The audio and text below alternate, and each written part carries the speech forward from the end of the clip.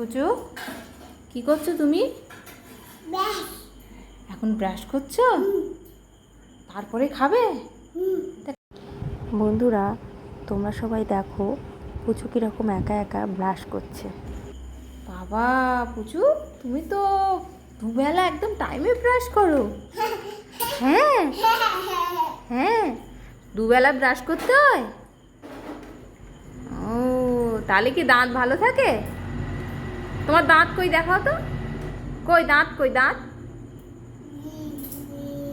বাবা,